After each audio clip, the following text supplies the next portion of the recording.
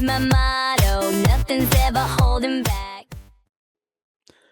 Welcome back to the Lone Road iRacing podcast. I'm your host, Guy Robertson, and wherever you're listening or watching from today, thank you for joining me. Now, before we begin, I want you to think about something. When was the last time you looked at your iRating and thought, that's exactly where I was 3 months ago?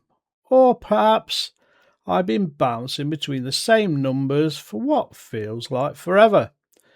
Maybe you're a 1200 iRacer, maybe an 1800, maybe you're a 2500 or even a 4000 iRacer.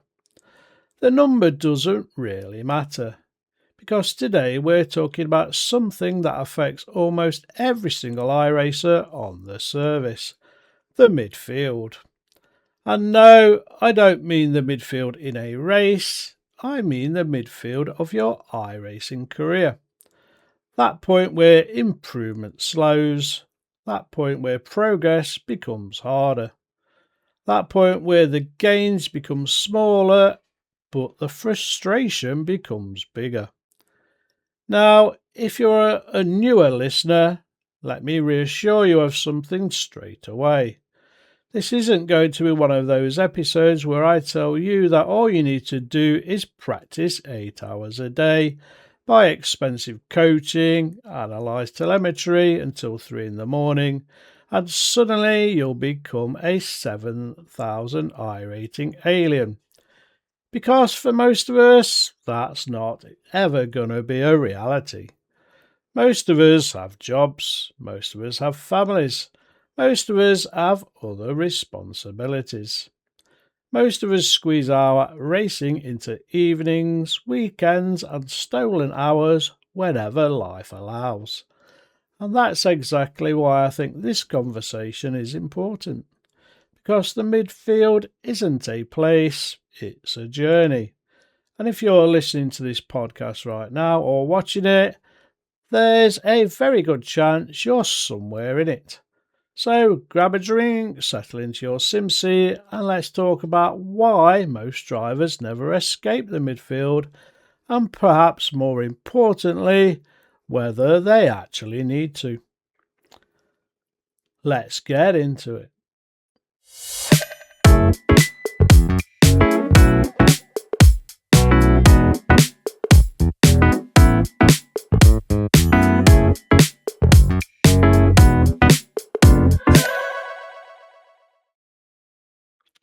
When people hear the word midfield, they often think of racing position, somewhere around 10th place. Not leading, not last, just existing in the middle. But that's not really what we're talking about today. The iRacing midfield is something very different. It's that period where you stop making obvious improvements. Think back to when you first joined iRacing. For me, that was August 2020. Everything was new, everything was exciting. Every week felt like progress. I was learning braking points, Racecraft, how to survive lap 1, and how to drive in traffic. Also, I learned how to stop spinning, how to stop crashing, and every race felt like a lesson. And because everything was new, improvement came really quickly. I suspect many of us experienced exactly the same thing. You joined, you raced rookies, you figured out the basics, and your iRating started moving. Your safety rating improved, you gained confidence. And then something changed. The easy gains disappeared. The mistakes became smaller, the competition became stronger, and suddenly improving became much harder. Welcome to the midfield. Now, here's something many listeners might find surprising. The midfield exists at every level. A 1200 rated driver can be trapped in the midfield, A 2500 rated driver can also be trapped in the midfield. Even a 5k rated driver can become trapped, because the midfield isn't defined by your rating, it's defined by your relationship with improvement. It's that feeling that you're working just as hard as before, but getting fewer rewards. It's that feeling that everybody around you is improving faster. And it's that feeling perhaps you've found your ceiling. And that's where many drivers make a huge mistake. They assume they've reached their limit. And personally, I don't believe that. What I think has happened is this: very simply, you've reached a point where improvement requires a different approach. Because the things that got you from rookie to 1500 are not necessarily the same things that get you from 1500 to 2500. And the things that get you from 2500 to 3500 are different again. Improvement evolves, and you as an iRacer have to evolve also. The problem is many drivers don't evolve with it. Now let's start with an uncomfortable truth. Many midfield drivers race too much. Now before everyone starts shouting at their podcast app, hear me out. Racing is fun, or it should be, and we all love iRacing. That's why we're here. And there is a huge difference between racing and improving. Some drivers spend every available hour entering races, race after race, session after session, and week after week, and yet they're barely improving. So why? Because they're repeating those same habits. Imagine somebody trying to improve their golf swing. If they repeat the same bad swing 1,000 times, they don't become a better golfer. They become better at performing a bad swing. The same thing happens in iRacing. You can complete thousands of laps and still be reinforcing poor habits. The second reason drivers get stuck is blame. Now, let's be honest, bad luck clearly exists. Netcode definitely exists. Dive bombs, well, they're happening every race. And guess what? There are idiots out there, and they do exist. We've seen them all. You've seen them all. And recently, I dropped back into the FF1600 Rookie Series at Summit Point. If you recall, the original plan was simple: farm some iRating, have some fun, maybe pick up a few easy results. Instead, I witnessed absolute chaos. Some races were fantastic, others looked like somebody had thrown a handful of marbles onto the circuit and hoped for the best.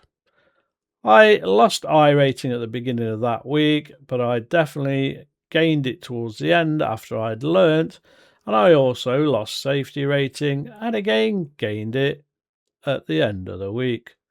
I got caught up in incidents, but here's the thing: I absolutely loved it, because I wasn't measuring success through numbers, I was measuring success through enjoyment. And many drivers become trapped because every setback becomes somebody else's fault. It's the setup that's wrong, it's the weather, the track, the split, the traffic, the stewards, the system.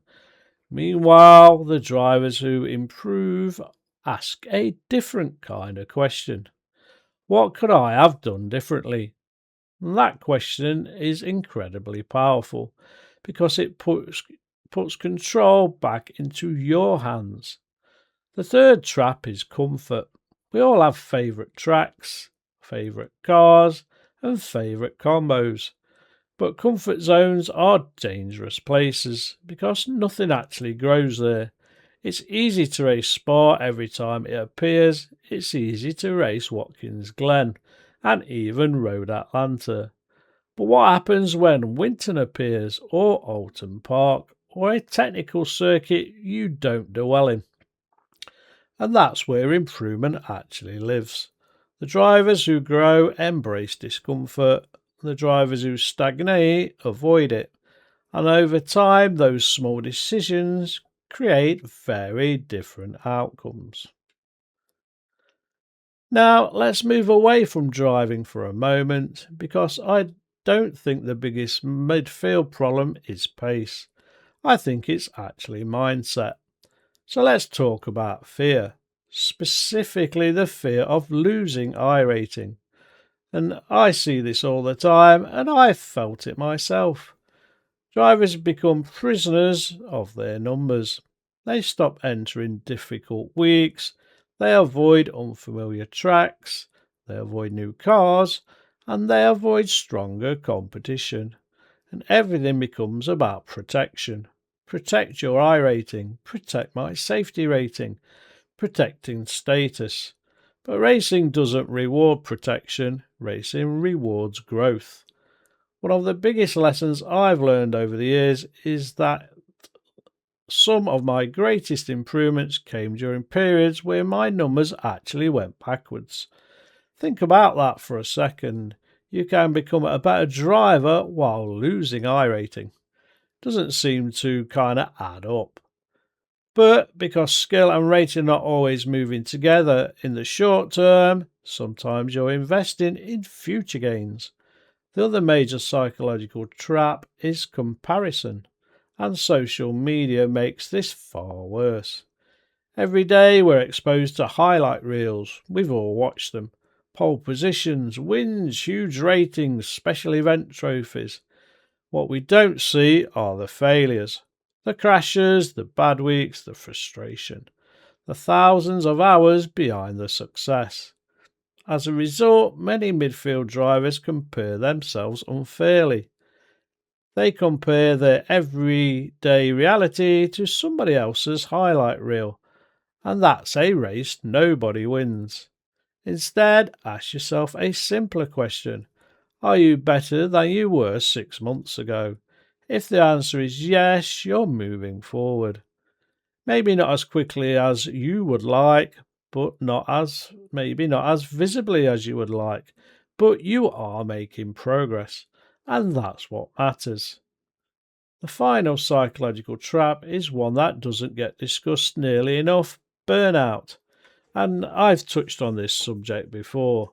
Not physical burnout, but mental burnout. The point where racing stops feeling fun. The point where logging into iRacing starts feeling a bit like work. The point where you're racing because you feel you should, not because you want to. And that's where many midfield drivers get stuck, because they mistake burnout for lack of talent. And they're completely different things. Sometimes you're not actually stuck, sometimes you're just tired. And in part 2 of today's episode, we're going to dive much deeper into that idea. Because sometimes the best thing you can do for your iRating is stop racing for a little while. Don't go away, we'll be right back.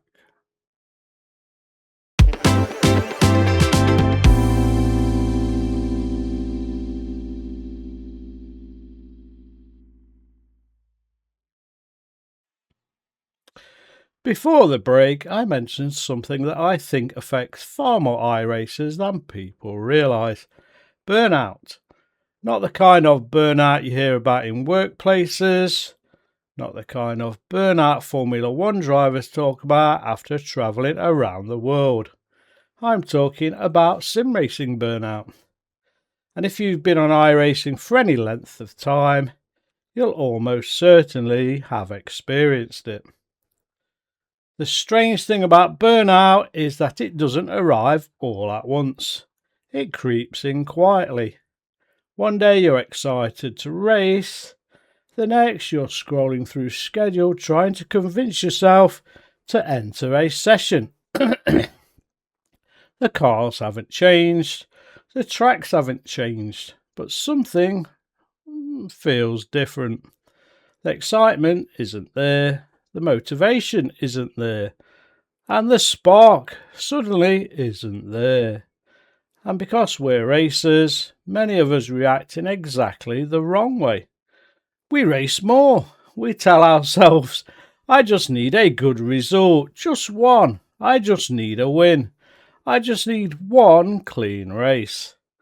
And often that's like trying to put a fire out with petrol. The harder you push, the worse it becomes. I remember periods in my own iRacing journey where I'd log in every evening, not because I was excited, because it had become a habit, a routine, almost an obligation. And the results kind of reflected that. Poor decisions, unnecessary mistakes, and frustration. The enjoyment started to disappear. Now, here's something important. Burnout doesn't mean you don't love sim racing anymore. It simply means you've been consuming too much of the same thing. Imagine eating your favourite meal every single day. Eventually, even that becomes boring, right? The same thing happens in iRacing. The same cars, the same tracks, the same objectives, week after week, month after month. Eventually, your brain starts asking for something different. And guess what? That's perfectly normal. So, this is probably one of the most controversial things I'll say in this episode. Sometimes the best thing you can do for your iRating is stop racing. Seriously, close the simulator, walk away, go outside, watch a real race, spend time with your family and friends, play a different game completely, do something brand new. Because here's what many midfield drivers don't realise. Improvement doesn't always happen inside the simulator. Sometimes it actually happens away from it. Think about those periods where you've had a terrible run. And we've all had them. You lose rating, you lose safety rating, you've made some mistakes, and suddenly your entire focus becomes about recovery. You start chasing numbers, one bad race becomes two, two becomes three, yada yada yada. Now you're angry. Now you're forcing overtakes. You're not defending positions that don't matter. And before you know it, you've dug yourself into a hole. I've personally done this. You probably may have done it too. The funny thing is that whenever I've taken a proper break, even if it's only a few days, I often return stronger. Not because my driving has magically improved, no, because my mindset has improved. The pressure has gone. The frustration has dissipated. The enjoyment has returned once again. When enjoyment returns, performance often follows. One of the biggest myths in iRacing is that improvement only comes through more laps. Sometimes improvement comes through perspective. Now, there's another part of this conversation that doesn't get discussed enough. Real life. Because let's be honest, most people listening to this podcast or watching it aren't professional sim racers. We are normal people. We all have some kind of job or a family.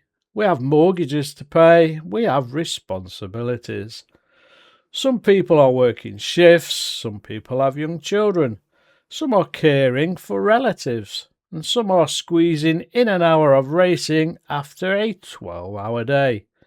And yet many compare themselves to drivers who have vastly different circumstances, and that's not a fair comparison. I know this because I'm living it myself. I'm not the same person who started iRacing in 2020. Life changes. Responsibilities change and time changes. My energy levels definitely changed. The amount of practice available also changes. And yet many drivers refuse to adjust their expectations. They expect professional level progress while living amateur level schedules. And that's a recipe for disappointment. Let's say driver A can practice 15 hours a week and driver B can only practice 3. Should they expect the same rate of improvement? Obviously it depends on the individual, but probably not based on the hours. And here's the interesting part. Driver B can still improve. Driver B can still have incredible races. And driver B can still enjoy the service. The goal isn't always to become the fastest driver. Sometimes the goal is simply becoming the best version of yourself. And I think many listeners and viewers need to hear that. Excuse me. Because success looks different for different people. For one driver, success might be reaching a 5k iRating. For another, it might be finally surviving lap 1. For somebody else, it might be completing their first endurance race. And all of those are valid and all of those matter to those individuals. Now we're going to talk about the drivers at the front. The drivers many of us watch and admire. The drivers who seem to make everything look very, very easy. The question is, what are they doing that we're not? Well, I have a few answers, but some might surprise you, because it's usually not raw speed. Most midfield drivers think the front runners are operating on another planet. And yes, the odd one or two genuinely are, but the majority, they're closer to us than you think. The biggest difference isn't speed, it's consistency. Front runners don't drive one incredible lap, they drive 20 good ones back to back. And the midfield driver often chases perfection, and the front runners chases repeatability. And that's a huge difference. Take one of my favourite examples from my own racing. Recently I started a race from 17th position. Now many drivers would immediately think this race is ruined. They'd start forcing overtakes and taking risks, trying to recover everything in the first 3 laps.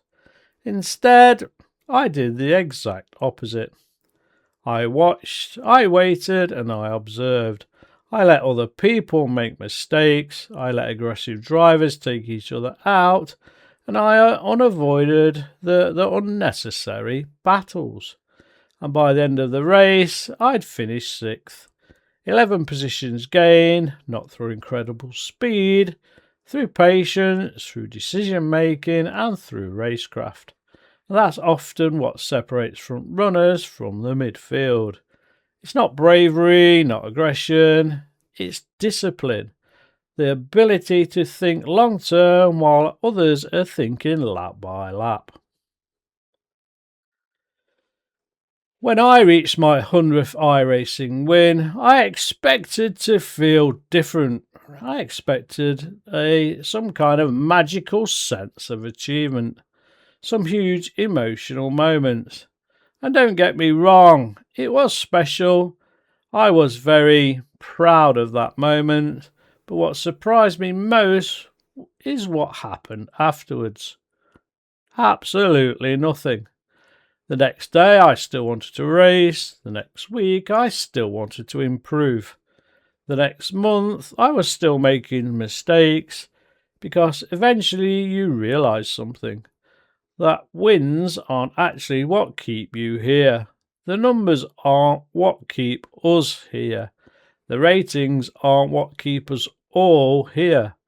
It's the challenge, it's the journey, it's the learning, and it's the stories. Think about your own iRacing memories. You probably don't even remember every race you've won, but I bet you remember an incredible battle, a virtual wet race, and one of those races where you came back to get to the front? What about the chaotic survival story and that race where everything finally clicked? Those moments stay with you and stay with me, not the statistics. And there's another reason why so many drivers become trapped in the midfield. They're chasing numbers instead of experiences. The irony, the driver chasing experiences often end up with the numbers anyway. Okay, we're going to have a short break while we hear from our sponsor of the podcast, Outlap. Don't go away. We're having a quick pause here to mention our sponsor, Outlap, who are supporting the podcast. Outlap is built around the side of sim racing we don't talk about enough. The focus, the preparation, and mental work that happens long before the race actually starts. It's not about hype or loud designs, it's about process, patience, and showing up ready, whether that's in the rig or stepping away from it. If that side of sim racing resonates with you, you'll find Outlap quietly ticking along in the background. I want to thank Outlap again for sponsoring the podcast, and the link to their sim racing apparel store is in the show notes.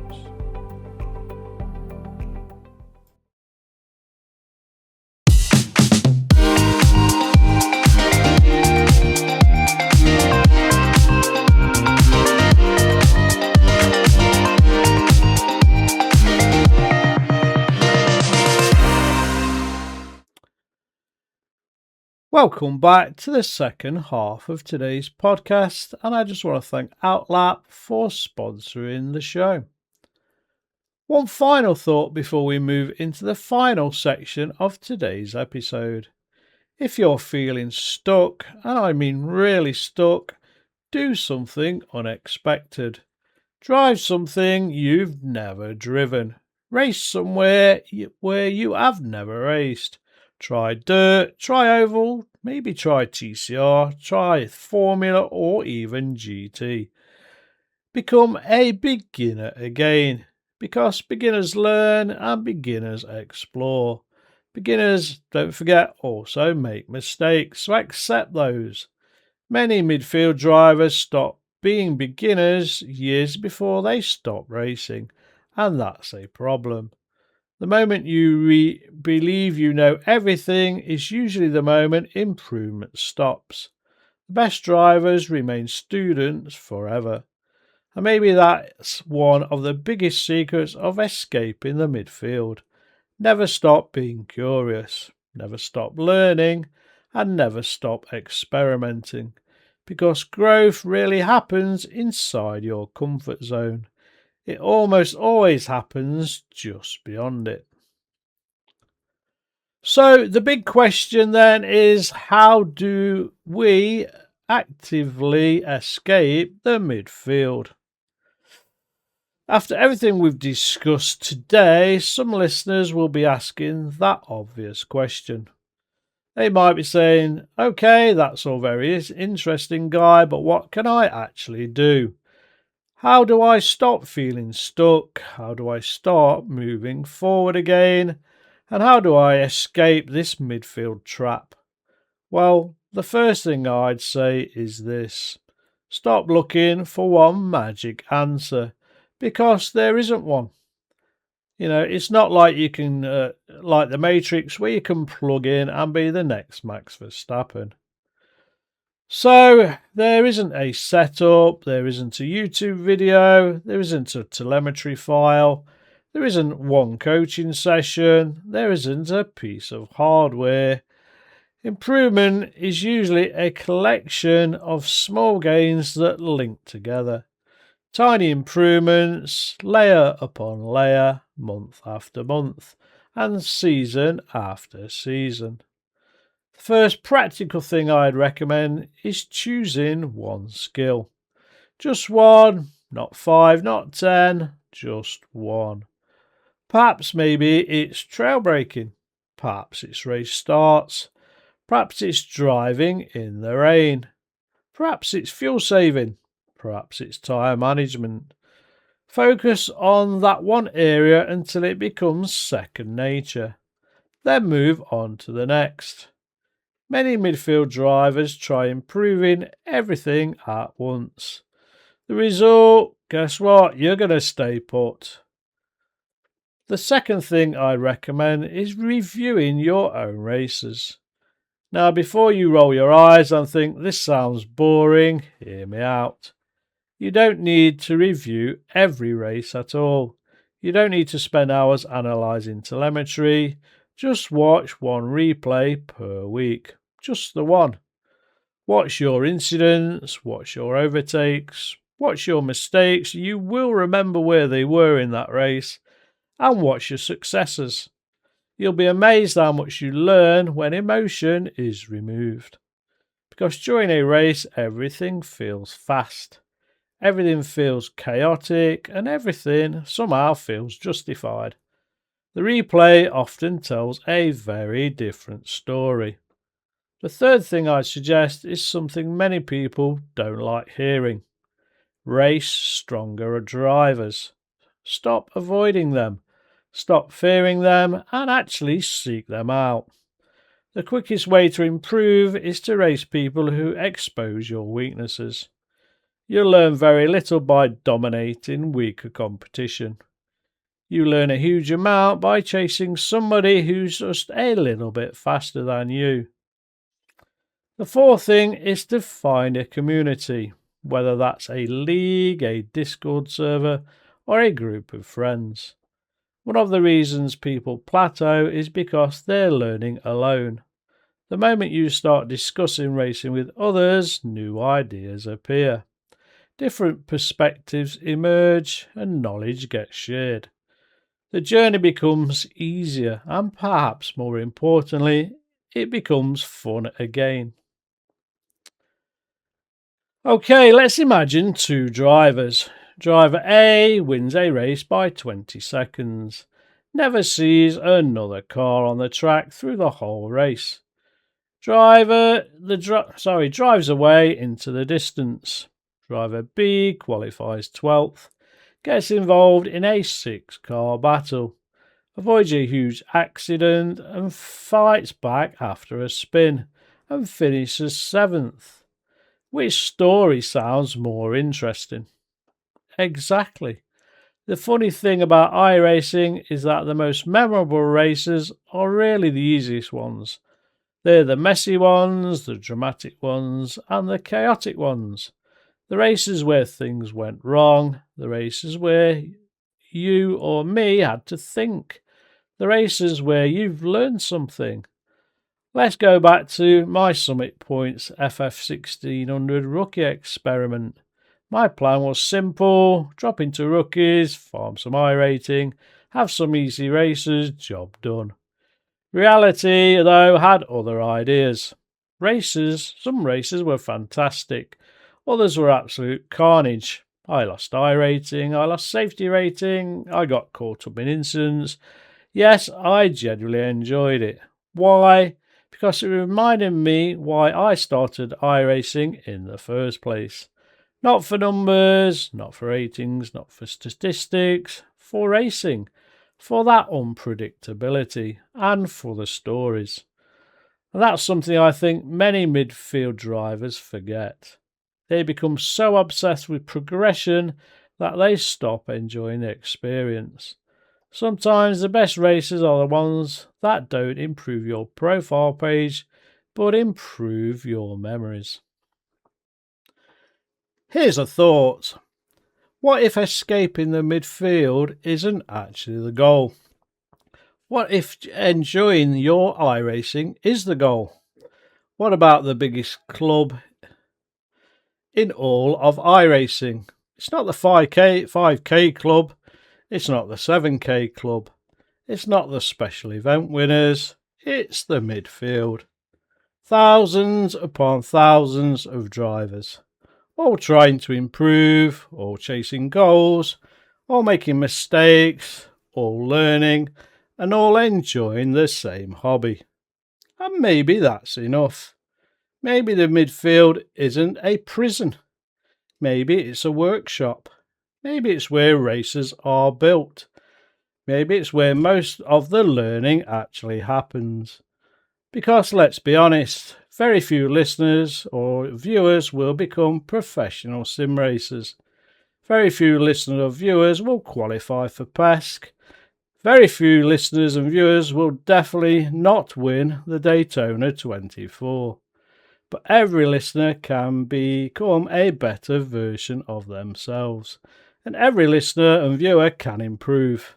Every listener and viewer can enjoy their journey. And ultimately, that's what keeps us coming back. Right, that's a good segue to this week's Agony Uncle. Don't go away.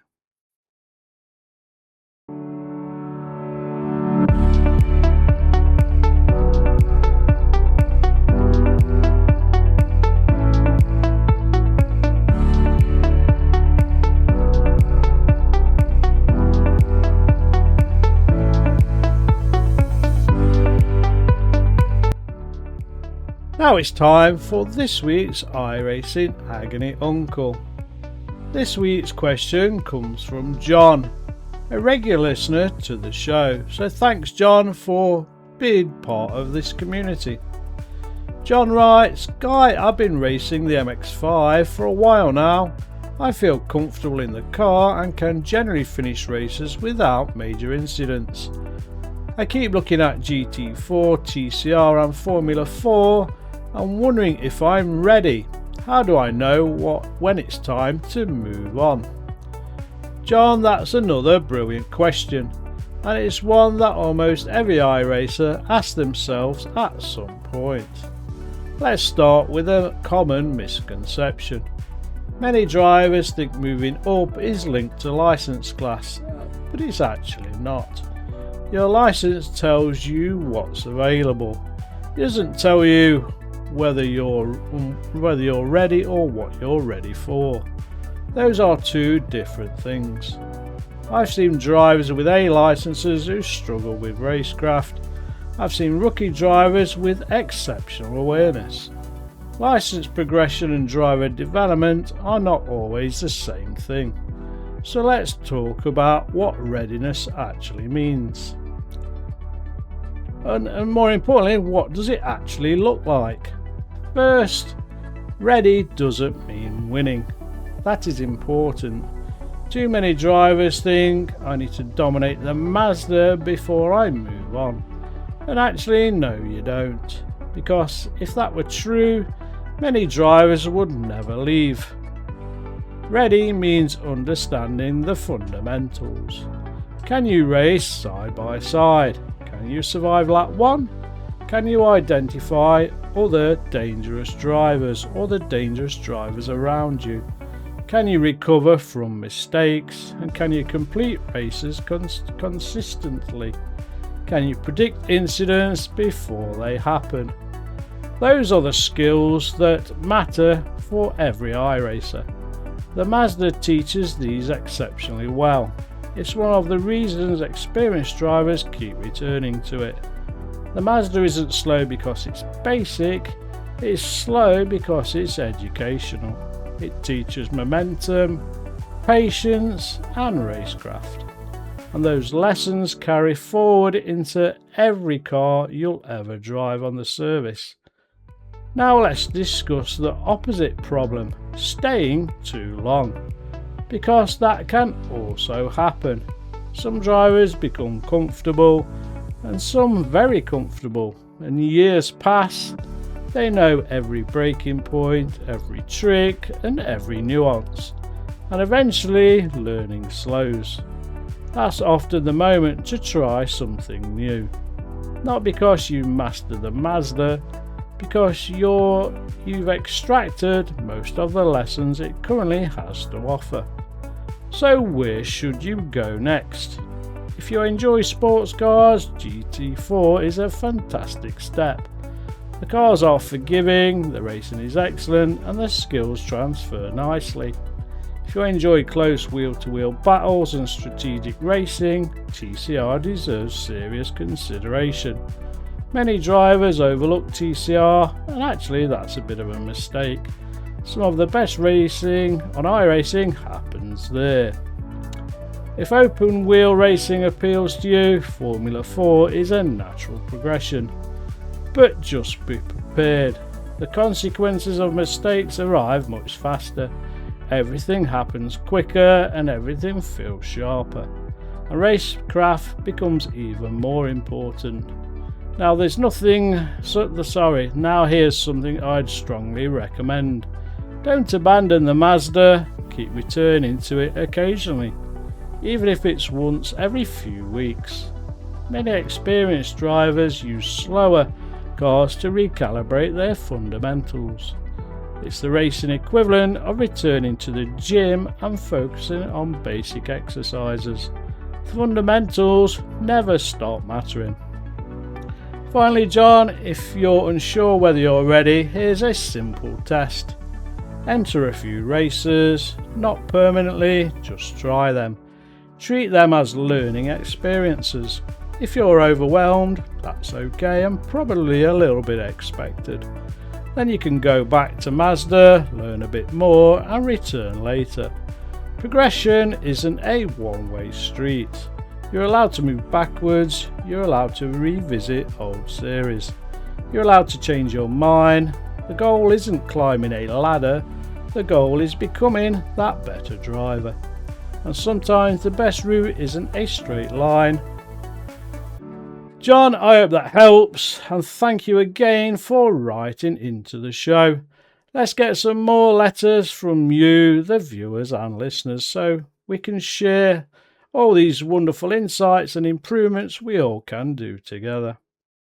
Send them into the show notes, which is in the notes below. Okay, close today's episode. As we wrap up today's episode, I want to leave you with one final thought. The midfield isn't where dreams go to die. The midfield is where races are made. It's where patience is learned. It's where mistakes become lessons. It's where confidence is built and where friendships are formed. It's where stories are created, and perhaps most importantly, it's where the overwhelming majority of us actually live. I've been on iRacing since August 2020. I've experienced incredible highs and experienced frustrating lows. I've celebrated wins and I've endured awful weeks. I've reached milestones I never expected to reach, including the 100th career victory. Yet after all these years, one thing still remains true. The numbers beside my name has never been the reason I keep coming back. I come back for the challenge, I come back for the learning, and I come back for the racing. And I suspect many of you do too. So if you're feeling a little bit stuck right now, if your iRating isn't moving, if your safety rating is bouncing around, and if you're questioning your progress, remember this. A plateau doesn't mean you've failed. It means the next breakthrough requires a different approach. Keep learning, keep experimenting, and keep enjoying the journey. Because one day you look back and realise the midfield wasn't holding you back at all. It was teaching you everything you needed to know. Thank you for listening. Thank you for supporting the podcast. I've been Guy Robertson, and this has been the Lone Road iRacing podcast. Till next time, happy iRacing. I'll see you on the track, and don't forget to say hello and share this podcast with your fellow iRacers, friends and buddies. Until the next episode, go and love your racing. See you soon. Whatever it takes, we're racing, we're in the zone. Whatever it